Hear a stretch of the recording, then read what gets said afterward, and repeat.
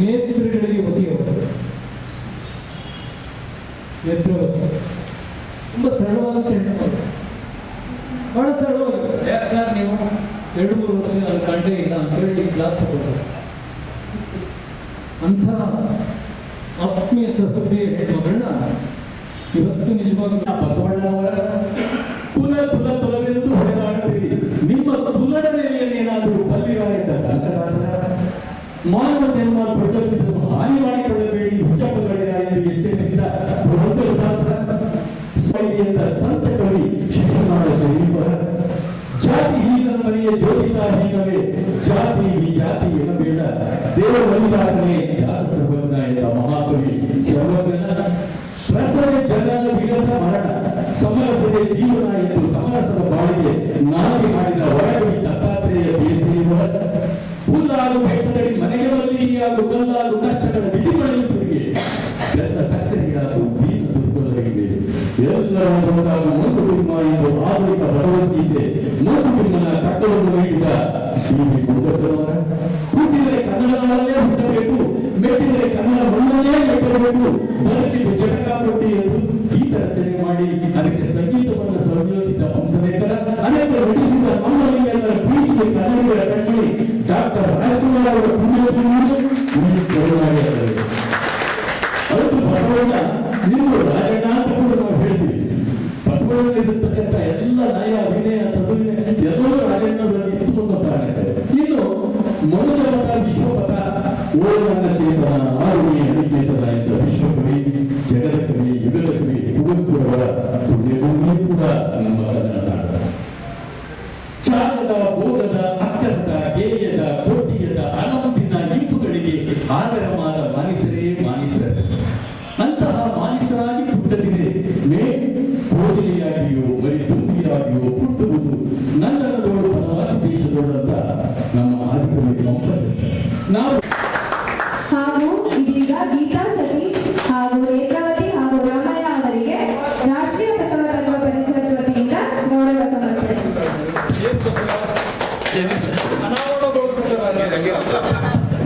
ಸಮಯ ಸಹ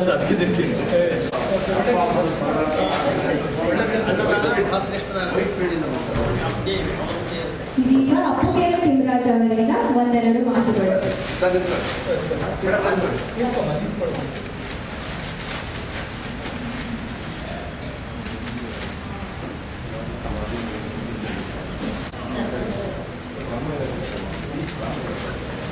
ಈ ಕಾರ್ಯಕ್ರಮದ ದಾಸೋಹ ವಹಿಸಿರುವ ರಾಮಯ್ಯ ಅವರಿಗೆ ಕೂಡ ರಾಷ್ಟ್ರೀಯ ಬಸವ ತತ್ವ ಪರಿಷತ್ ವತಿಯಿಂದ ಗೌರವ ಸಮರ್ಪಣೆ. ಶುದ್ಧ ವೈರಿಗಳು ಸರ್ವಜ್ಞ ಎನ್ನುವಂತೆ ಆಶೀರ್ವಚನ ನೀಡಿದಂತಹ ಪರಮ ಪೂಜ್ಯರಿಗೆ ಧನ್ಯವಾದಗಳು. ಈಗ ಅವರಿಗೆ ಗೌರವ ಸಮರ್ಪಣೆ. ಓಂ ಶ್ರೀ ಗುರು ಬಸವಲಿಂಗಾಯ ನಮಃ. ಓಂ ಶ್ರೀ ಗುರು ಬಸವಲಿಂಗಾಯ ನಮಃ.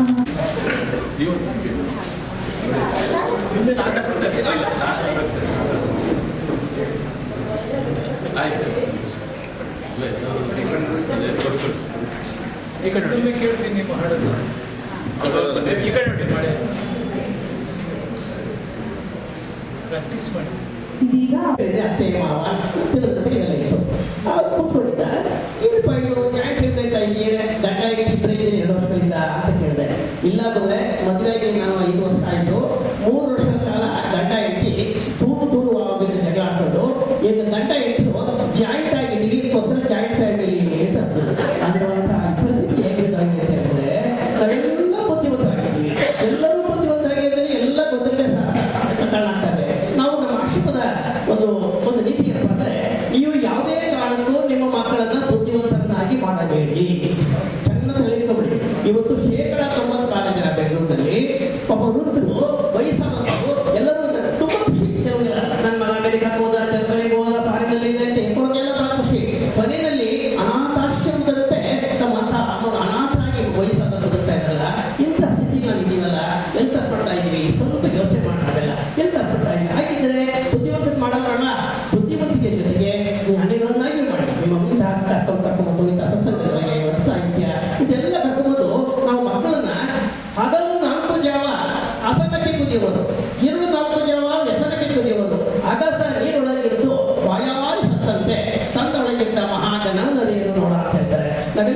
ಹೇಳ್ತಾ ಇದ್ರೆ ನಿಜವಾಗಿಯೂ ಅಧ್ಯಾತ್ಮ ಈ ಎಂಥ ಮಹತ್ವ ಬಸವಣ್ಣನವರಿಗೆ ಯಾವ್ದ ಇಲ್ಲ. ಎತ್ತೆತ್ತ ನೋಡಿದಳಂತ ಬಸವನೆಂಬ ಬಳಿ, ಎತ್ತಿ ನೋಡಿದಳೆ ಲಿಂಗವೆಂಬ ಗೊತ್ತನು, ಒತ್ತಿ ಹಿಂಡಿದಳೆ ಭಕ್ತಿ ಎಂಬ ರಸಮಯ ಅಂತ ಹೇಳಿದ್ರು. ಅವ್ರಿಗೆ ಯಾವ ಕ್ಷೇತ್ರದಲ್ಲಿ ಕೈ ಹಾಕಿದ್ದಾರೆ ಮಹಾತ್ಮ ಬಸವಣ್ಣವರು. ಜಗತ್ತಿನ ಎಲ್ಲ ತಾಯಿಯಿಂದ ಹಿಡಿದು ಮಕ್ಕಳಿಗೆ ಹಿಡಿದು ಸಂಸ್ಕಾರ ಎಲ್ಲವನ್ನೂ ಕೂಡ ಅಳವಡಿಸಿದ್ದಾರೆ.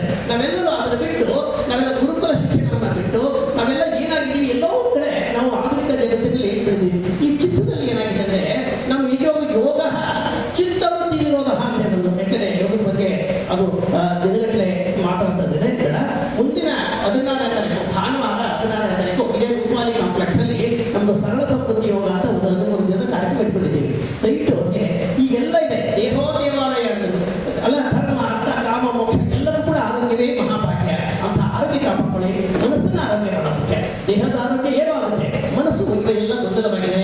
ಮನವೆಂಬುದು ಮರ್ತಟನಂತೆ ಕೊಂಬಿಂದ ಕೊಂಬೆಗೆ ಲಂಘಿಸುವುದೇನಾದರೂ ಮನಸ್ಸೆಲ್ಲ ಹೋಗ್ತಾ ಇದೆ. ಎಲ್ಲವೂ ಕೂಡ ನಮ್ಮ ಮನಸ್ಸೇ ಕಾರಣ. ಚಿತ್ರದಲ್ಲಿ ಬೆಳೆದೆಲ್ಲ ತುಂಬಿಕೊಂಡಿದ್ವಿ. ಆ ಚಿತ್ರದಲ್ಲಿ ಮನಸ್ಸಿನ ಅತಿ ಸೂಕ್ಷ್ಮವಾದ ಚಿತ್ರದಲ್ಲಿ ಇವ್ರು ಏನಂದ್ರು, ಅವ್ರು ಆಗಂದ್ರು, ನನಗೆ ಅವಮಾನ ಮಾಡಿದ್ರು, ಒಂದು ದಿನ ಅವ್ರನ್ನ ಸೇರ್ತಿಸ್ಕೊಂಡ, ಇವರು ಎಲ್ಲ ಒಳಗೆಲ್ಲ ತುಂಬಿಕೊಂಡಿದೆ. ಅದು ಚಿತ್ತಶುದ್ಧಿಯಾಗಿದೆ. ಚಿತ್ತವಿಲ್ಲದೆ ಗುಡಿಯ ಸುತ್ತಿದಡೆ ಫಲವೇ ಎತ್ತು ತಾಣವನ್ನು ಹೊತ್ತು ನಿತ್ಯದಲ್ಲಿ ಸುತ್ತಿ ಬಂದಂತೆ ಬಗ್ಗೆ ಅಂತ ಹೇಳ್ತಾರೆ. ಒಬ್ಬ ಗಾಣಿಗ ನಾವೆಲ್ಲ ಬುದ್ಧಿವಂತ, ಬಹಳ ಬುದ್ಧಿವಂತ ಆಗಿದ್ರೆ ಈ ಎಲ್ಲ ಗೊಂದಲೂ ಕಾಣುತ್ತಾ ಇದೆ.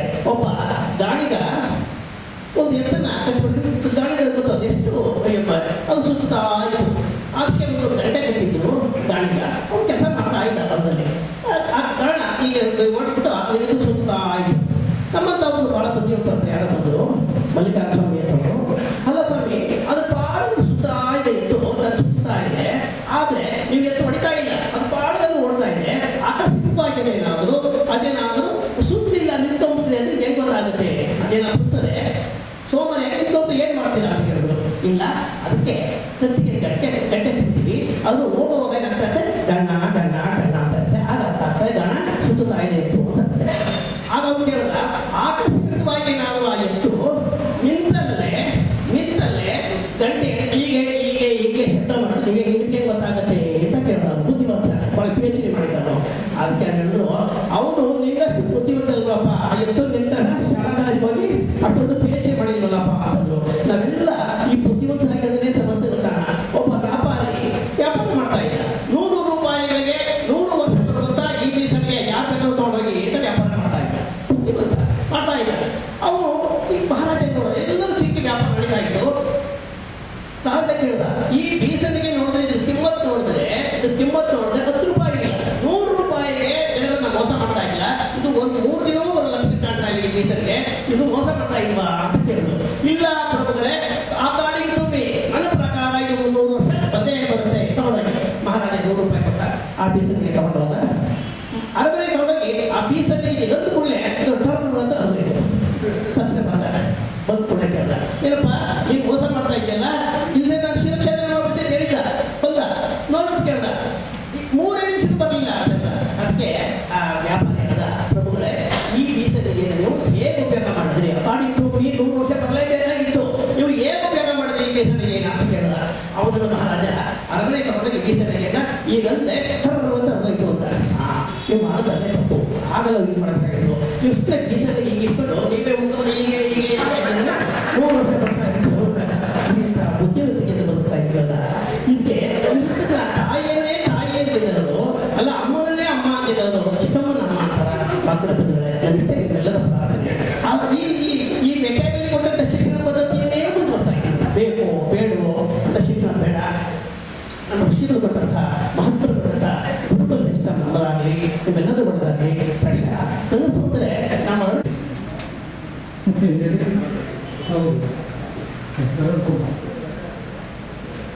ಕುಟ್ಕು ಮಳೆ ಬೇಡ, ಲೊಟ್ಕೋ ಎಂಟಿ ಬೇಡ. ಕುಟ್ಕು ಮಳೆ ಅಲ್ಲ, ಮನೇಲಿ ಮಾತನಾಡ್ತಾ ಇರ್ತಾರೆ ಅವರು ಮಾತಾಡ್ತಾರೆ. ಅದರಿಂದ ನಾನು ಬಹಳ ಪ್ರೀತಿಯಿಂದ ಈ ಕಾರ್ಯಕ್ರಮಕ್ಕೆ ಮಳೆಯಲ್ಲೂ ಕೂಡ ಅರುಣ ಬೇಸರ ಮಾಡಿಕೊಳ್ತಾರೆ ಅನ್ನೋದಕ್ಕಿಂತ ನನಗೆ ಪ್ರಕಾಶ್ ಗುರೂಜಿಯವರು ಬಹಳ ನನಗೆ ಇಷ್ಟವಾದಂಥ ವ್ಯಕ್ತಿತ್ವ. ಪ್ರಕಾಶ್ ಗುರೂಜಿಯವರ ಸರಳತೆ, ಆ ಸರಳತೆ ಒಳಗಡೆ ಇರುವ ಯೋಗ ಶ್ರೇಷ್ಠತೆ,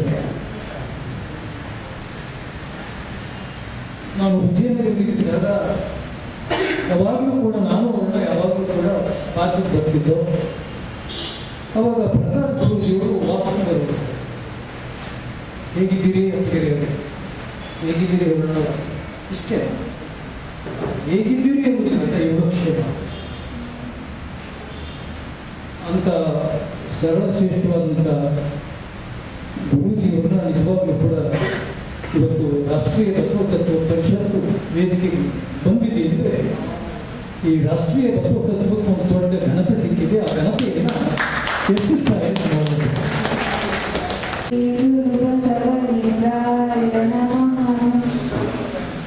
ಇದೀಗ ವಂದನಾರ್ಪಣೆ ಡಿ ಅರುಣಕುಮಾರ್ ಅವರು. ರಾಷ್ಟ್ರೀಯ ಬಸವ ತತ್ವ ಪರಿಷತ್ ವತಿಯಿಂದ 102ನೇ ತಿಂಗಳ ಶರಣ ಸಂಗಮ ಕಾರ್ಯಕ್ರಮ ಇವತ್ತು ಅದ್ಭುತವಾಗಿ ಮೂಡಿಬಂದಿದೆ. ಇವತ್ತು ವಚನವೇ ವರದಾನ ಅನ್ನುವಂತಹ ವಿಚಾರಧಾರೆಯೊಂದಿಗೆ ಇವತ್ತು ನಮ್ಮ ವಿಜಯನಗರದ ಚಿದಾನಂದ ಮೂರ್ತಿ ಸಭಾಂಗಣದಲ್ಲಿ ಕಾರ್ಯಕ್ರಮ ಅತ್ಯಂತ ಯಶಸ್ವಿಯಾಗಿ ನೆರವೇರಿದೆ. ಯೋಗ ಗುರುಗಳಾಗಿರ್ತಕ್ಕಂಥ ಪತಂಜಲಿ ಸಂಸ್ಥೆಯ ಪ್ರಕಾಶ್ ಗುರೂಜಿ ಕೂಡ ಅತ್ಯುತ್ತಮವಾದಂತಹ ಮಾರ್ಗದರ್ಶನವನ್ನು ಕೊಟ್ಟಿದ್ದಾರೆ. ಕಾರ್ಯಕ್ರಮಕ್ಕೆ ಬಸವರಾಜ್ ಅವರು ಈ ಕಾರ್ಯಕ್ರಮದ ಏನು ವಿಷಯದ ಬಗ್ಗೆ ಮಂಡನೆ ಮಾಡಿದ್ದಾರೆ. ಅಪ್ಪಗೆರೆ ತಿಮ್ಮರಾಜು, ನೇತ್ರಾವತಿ ಸೇರಿದಂತೆ ಅನೇಕ ಶರಣರು ಬೆಂಗಳೂರಿನ ನಾನಾ ಭಾಗಗಳಿಂದ ಆಗಮಿಸಿ ಕಾರ್ಯಕ್ರಮ ಯಶಸ್ವಿ ಮಾಡಿದ್ದಾರೆ. ಈ ಶರಣ ಸಂಗಮ ಮತ್ತು ರಾಷ್ಟ್ರೀಯ ಬಸವ ತತ್ವ ಪರಿಷತ್ತಿಗೆ ಇಲ್ಲಿನ ಎಲ್ಲ ಸ್ಥಳೀಯ ಒಂದು ಒಳ್ಳೆಯ ಮನಸ್ಸುಗಳು ಪ್ರೋತ್ಸಾಹದೊಂದಿಗೆ ಕಾರ್ಯಕ್ರಮ ಅತ್ಯಂತ ಯಶಸ್ವಿಯಾಗಿ ಮೂಡಿಬಂದಿದೆ.